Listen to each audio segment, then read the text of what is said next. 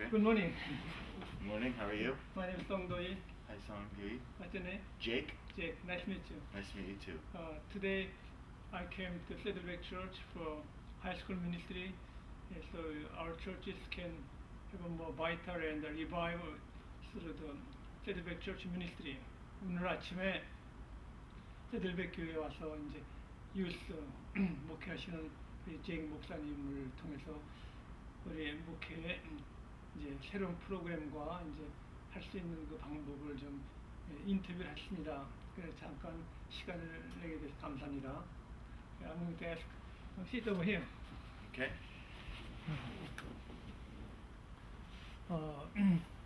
How do you like your ministry here? It's great. Youth ministry. It's great. It's very great to be a part of.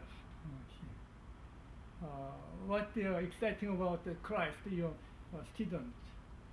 What's exciting about Christ with Yes, them? yeah. For us, it's our joy to see students at that age Yes. understand a relationship with Christ. I think often we want to fight the stereotype that students Yes. would have to wait until they're adults, wait until they're older to take Christ seriously. And so we make it our passion to help them understand and grow the same way we would challenge adults to grow in their faith. How many students came to church every weekday? We have a lot. We have a big church, so it's hard to say, but we have a lot throughout the week. What makes them come to the church and study the Bible? I think what makes them come out is there is one, we just present the truth. We present truth in a clear manner, and we want to make sure that they get to hear who Jesus is. I think we let them know that we care about them.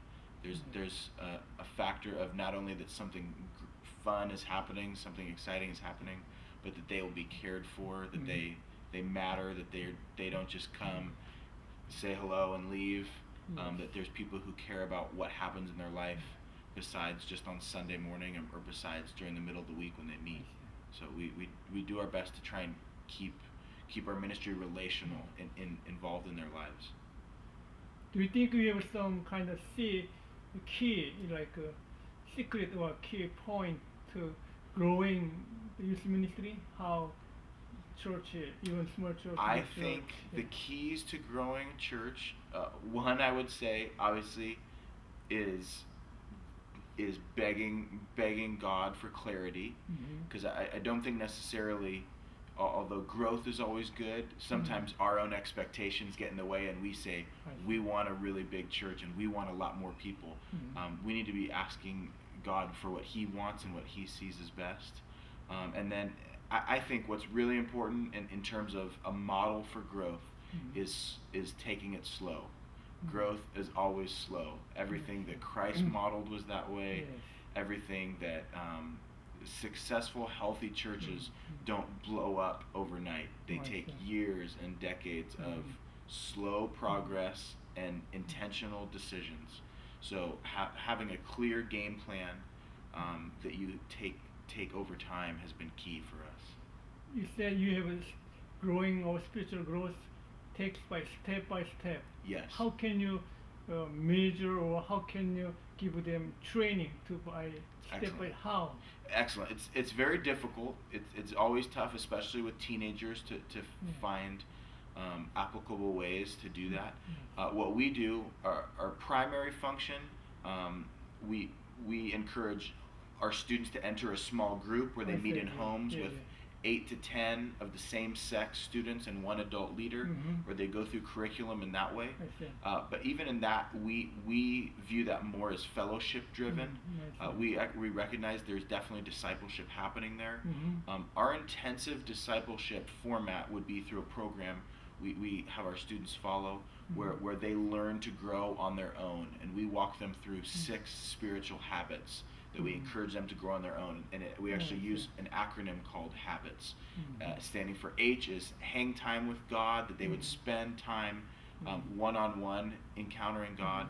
A is for accountability. They recognize the importance of having I see. another believer that can call them out, speak directly to them. I see. B is Bible memorization. I is involvement in the church body, being more than just connected to our youth group, being a part of our adult and children's ministries.